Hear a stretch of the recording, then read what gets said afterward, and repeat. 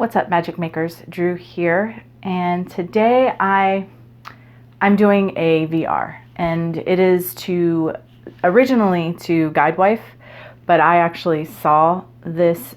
I saw Ida's response to that video, so I will link both of them below. I wanted this Friday's video to be a garden tour, but the weather is just not cooperating. It has rained all week long. It's rained for I think nearly 7 days now, at least 5 days, which I'm not complaining about at all, honestly, because I want to have a ritual fire at midsummer, and I didn't think I was going to be able to do it. And we had a burning ban in effect, but since all this rain has come through, they've lifted the ban, so I'll be able to do that. So I'm very happy about that, but I can't film.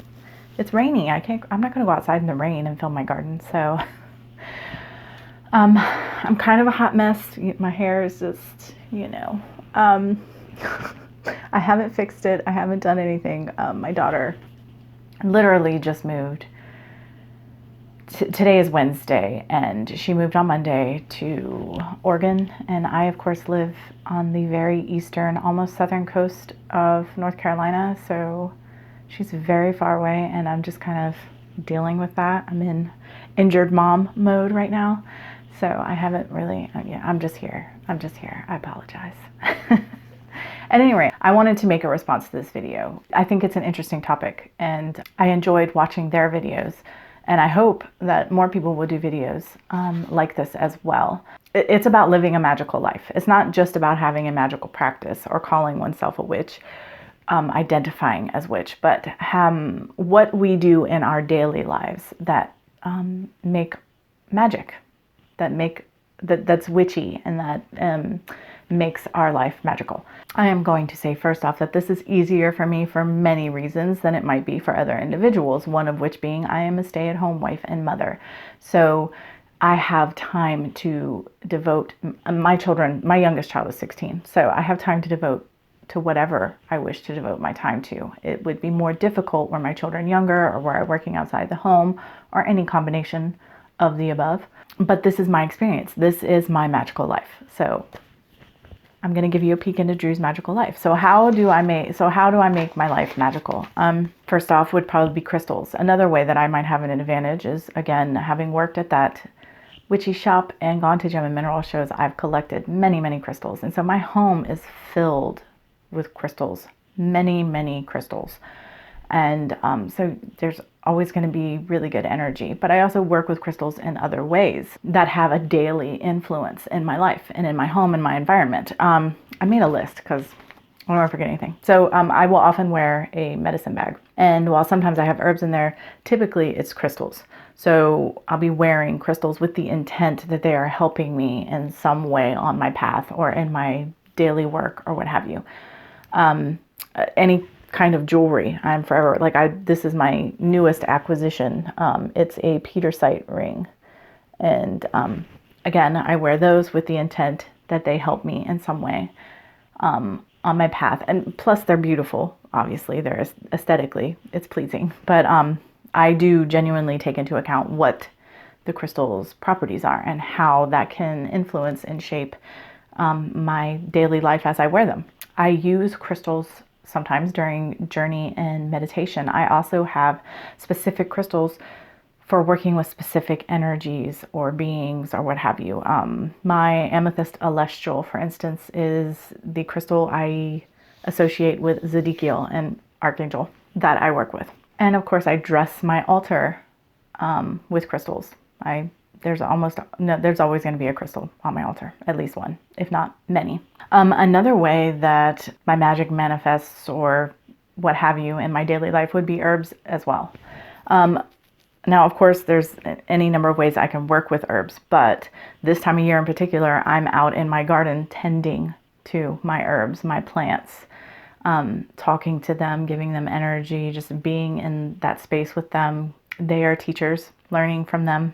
I also grow specific things. For instance, when I do my gardening tour, you will see, I've wanted to do it for years, but we finally put up a piece of lattice on the front entryway. And I am growing some ivy that I'm going to train to grow all along the lattice, because ivy is very protective. So that'll be protection, living protection at my front door. Cleaning. I did a video where I talked about my witchy housework. Anytime I clean my home, I'm doing magic, because I make my own cleansing products and I make them with intent and use the oils, for instance, that I use, or even like I clean with baking soda. The actual material, the cleansing materials that I use to clean my home with, it's not just their physical real world cleansing properties. It is also their spiritual properties, their magical properties that I have taken into account and chosen to use in my home for protection, cleansing, just any number of things.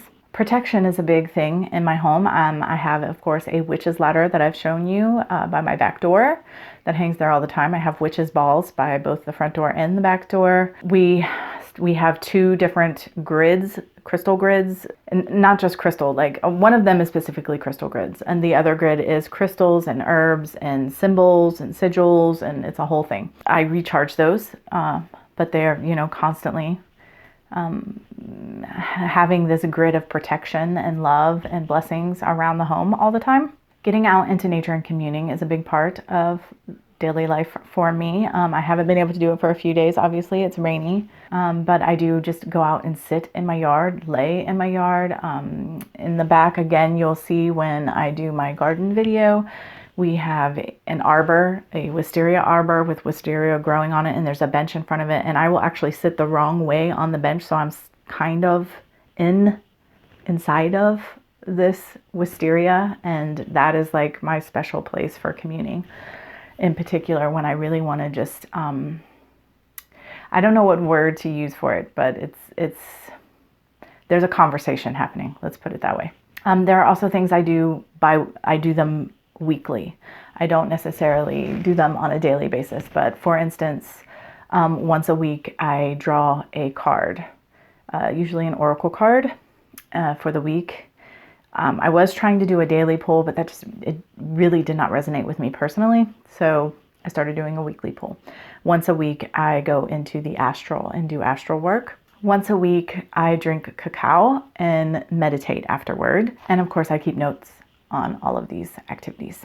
Once a month, I dress my altar and I set it up so that everything corresponds to the energy of that month. Or if there's a Sabbath coming, that it resonates with, I usually try to make it resonate with both the energy of the month and the Sabbath that's coming. So the Esbit and the Sabbath, basically. I make my own self-care products. I make my own lotion, body cream. And again, I do this with intent. To me, it is witchy. I make my own toothpaste. I'm also doing so with intent, and I'm using essential oils and other products that lend their magical properties into what it is I'm doing. My own lip scrub even. Not only do we have the working altar, we have a prosperity altar. My husband has an alchemy altar, and we also have I would say my husband's is more like a shrine, and we have shrines. Like we have a love shrine. There's this little weird sort of ancestral shrine area that's not part of the ancestral altar. So like we have all these other little things. That's another thing for me, home decor. Like if you walk around my home, particularly the living room and the studio, you're not going to have a doubt that witches live there. So just the ambiance of the space that I'm in is very witchy. I also often make my own oils. I rarely purchase someone else's oil, just because I just love to create my own stuff. So I make a lot of my own, a lot of oils and powders, and I make my own incense sometimes, although I will purchase ready-made incense more often. It's easier, and they're better at it than me, if I'm honest. As far as just the practical burning and getting the balance of fragrances and stuff right. But as far as like the magical intent and power of the product, I feel I'm fine in that area, but not so much the practical application. I also make many of my own tools. I have 3 besoms, one of which was purchased. My very first one I got when I was a baby witch. And I have 2 that I have made. One is more for aesthetics, and one is actually for use. I use it. I've made several wands.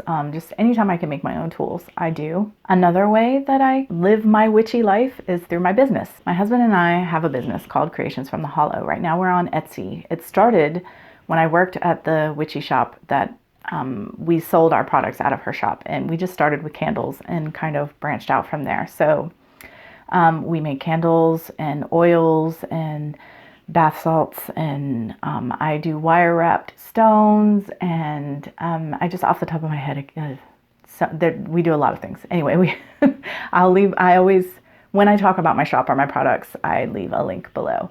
I like to work with beeswax. Our candles that we make are hand molded for the most part. Either they're hand molded or they're loaded, or they're rolled. He uses a different method than I do. We have our own separate things that we do. But I make my product with, of course, intention. I make my product to share my path with others, my passion with others.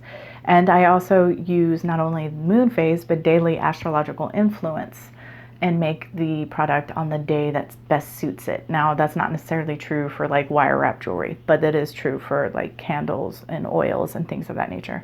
So that's another part of my magical life.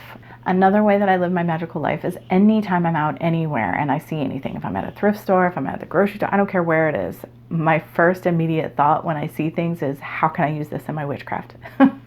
How can this enhance my craft? Another way that I live my magical life is I have friends who are witches. And while most of them don't live near me, some of them I talk to daily.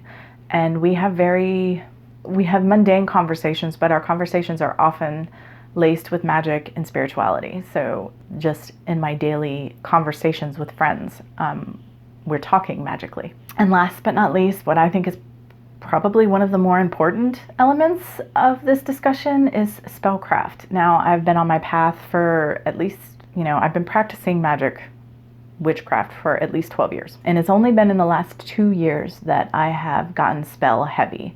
Used to be, I would do a spell when I felt the need to, whatever. It wasn't really a thing. But now, honestly, like, I'm constantly doing spells. I at least do one a month, usually more.